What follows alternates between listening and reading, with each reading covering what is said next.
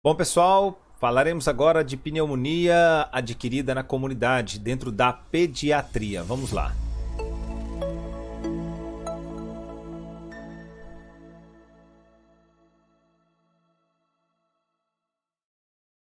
Quando se fala em pneumonia dentro da pediatria, nós temos alguns pontos aí. Uma pneumonia no recém-nascido, o principal agente é o estrepto do grupo B.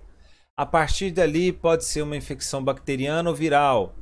As principais causas até os 5 anos tende a ser mais pneumonias virais, pessoal.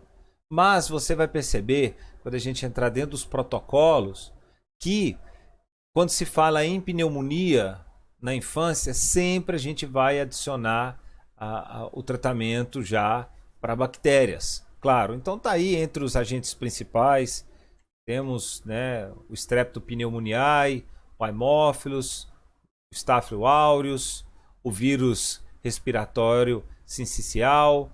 Segundo lugar onde pode produzir esse contágio adquirido na comunidade ou uma pneumonia já hospitalar, que fala em 48 a 72 horas do ingresso ou até 7 dias depois da alta. A sua apresentação pode ser típica, ou seja, tem a manifestação típica da pneumonia, ou atípica, como, por exemplo, a pneumonia febril do lactante, que são aquelas pneumonias que tendem a não cursar com febre. O principal agente é o micoplasma, ou, né, mas independente se qual agente atípico seria nessa situação, o que importa é que nesse caso a gente trata com os macrolídeos, que são as bactérias atípicas. Lembrando aí que se uma infecção em crianças com HIV, eu tenho que pensar em pneumocistes. Segunda forma de adicção aí, né, a forma de pegar essa pneumonia, ela pode ser infecciosa, que é a forma mais comum, pode ser por broncoaspiração, corpo estranho, aspiração de substâncias ou comprometimentos neurológicos. Sempre que tem uma história de uma pneumonia por aspiração, eu tenho que pensar em bactérias anaeróbias, ok? Não se esqueça isso. Aqui está a causa mais frequente desses patógenos. O recém-nascido aqui coloca até 3 semanas. O principal é o estrepto do grupo B. De 3 semanas a 3 meses os vírus já começam a dar o ar da graça. Também até 4 anos.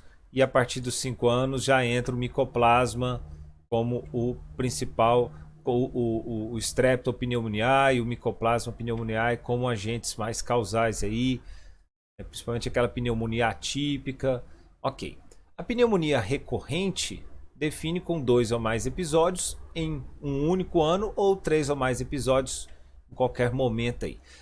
Falando em manifestações clínicas, hoje, segundo a Organização Mundial de Saúde, e o Brasil já está seguindo essa regra, quando se fala em suspeita de pneumonia, aquela criança que já chega com dificuldade respiratória, com quadro de febre, a mãe já fala que ela está apresentando essa tosse já, uma tosse produtiva. O que me fala a favor para falar se é ou não uma pneumonia é uma taquipneia, de forma que se não tem taquipneia, dificilmente vai ser pneumonia. Ok? Simples assim. Com taquipneia, vou pensar em pneumonia. Não é que é pneumonia. Vou pensar em pneumonia. Não tem taquipneia, eu não vou pensar em pneumonia. Se tem esforço respiratório subcostal, isso me fala em sinal de gravidade nesta criança e isso me fala a favor de uma internação. Se eu tenho já um esforço, já essa criança está tendo esforço para essa respiração e esse esforço é subcostal, me fala a favor de, no caso, internações. Então, a clínica pode ser precedida de vários dias com sintomas de infecção superior, de repente uma rinite, uma tosse, a taquipneia, que é o achado clínico mais habitual, febre. No caso de uma infecção grave, pode se apresentar sinais de cianose, letargo, e lembre-se que o esforço respiratório me fala muito sobre necessidade de internação. Pode apresentar uma distensão abdominal devido a um ilho, pode ter dor abdominais, é frequente em pneumonias de lobos inferiores, pode parecer que o fígado está aumentado devido a um desplazamento caudal do diafragma secundário a uma hiperinsuflação. As manifestações clínicas do lactante pode ser só uma perda do apetite, pode ser que apareça essa febre, claro, inquietude, ansiedade, dificuldade respiratória. Essa tiragem intercostal, ela só vai falar que é grave em crianças acima de 3 meses. Porque abaixo de 3 meses, fala até 2 meses, essa tiragem intercostal é meio que normal nessa criança. Lógico que a criança não necessariamente está sempre utilizando essa tiragem intercostal. Mas o que me assusta na criança para falar que é uma situação mais grave é uma tiragem subcostal. Já crianças acima de 2, 3 meses, até mesmo a tiragem intercostal é sinal de gravidade. A ausculta vai aparecer ruídos respiratórios diminuídos, sinais de crepitação, roncos. Pode aparecer aí, por como complicações, um derrame pleural, um empiema. Com isso, dentro da ausculta vai aparecer aí, uma diminuição na ausculta nessas regiões, e na percussão vai aparecer sinais de matidez.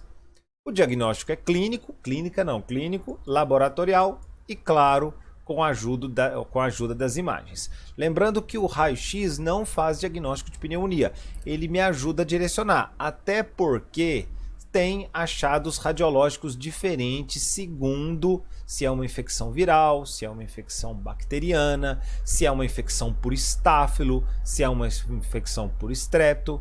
Então a pneumonia vírica, ela tende a ter como característica essa hiperinsuflação com infiltrados intersticiais bilaterais e uma pneumonia pneumocócica, habitualmente com sinais de consolidação lobular. O leucograma, ele pode ser alto, ele tende a ter uma alteração, uma leucocitose acima de 20 mil células, no caso da pneumonia vírica, e quando se fala em pneumonia bacteriana, essa leucocitose já é bem mais marcada, chegando aí até 40 mil. O diagnóstico definitivo, tanto da infecção vírica quanto a bacteriana, é de forma isolar esse agente causal aí, mas acaba não se fazendo isso, a não ser que seja um critério de maior gravidade, um critério de internação. Aqui temos uma diversidade, algumas diretrizes falam que crianças abaixo de 2 meses, já toda criança abaixo de 2 meses tem que internar.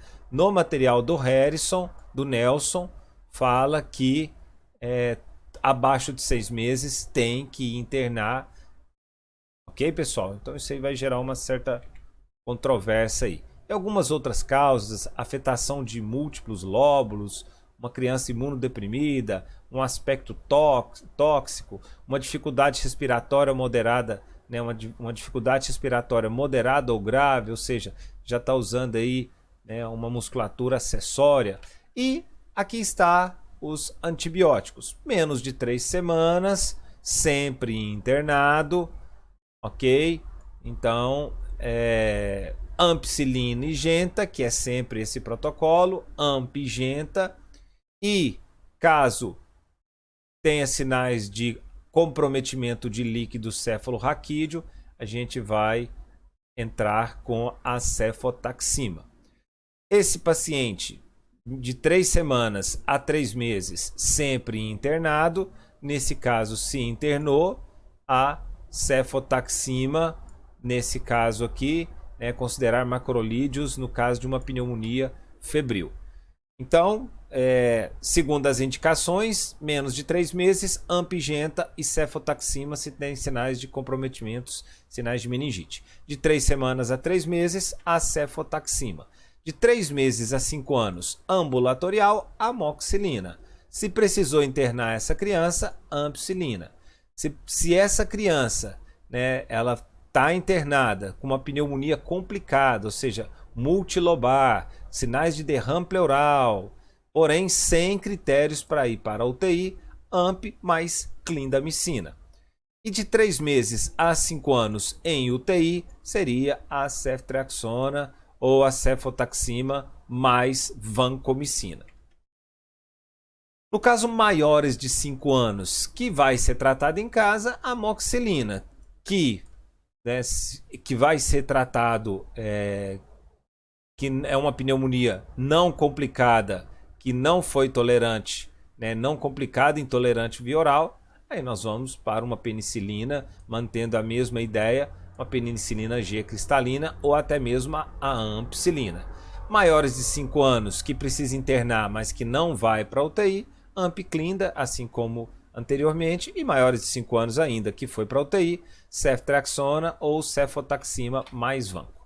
E adolescentes em ambulatórios, amoxicilina.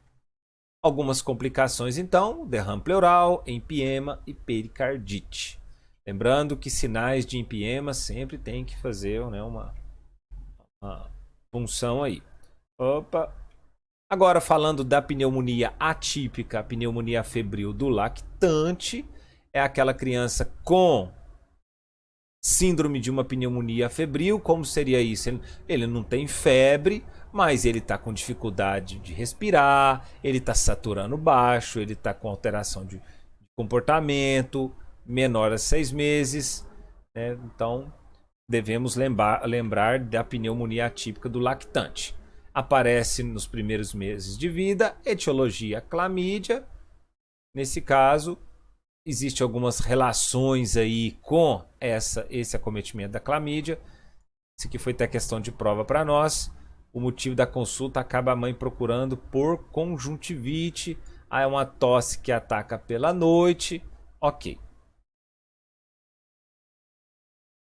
O diagnóstico vai ter no hemograma uma eosinofilia e no raio-x um infiltrado intersticial. É um achado característico aí da clamídia. No caso, o tratamento, os macrolídeos. A pneumonia atípica por germes atípicos já é uma pneumonia atípica em mais de 5 anos. Pode ser tanto o micoplasma quanto a clamídia, ok? As manifestações clínicas é um início insidioso, uma tosse intensa, alterações sistêmicas, ronqueira, mialgia. Porém, vocês não viram que pode ser que não tenha febre. E o tratamento também macrolídeo, eritromicina e azitromicina. Beleza, pessoal? Então é isso. Valeu e até a próxima.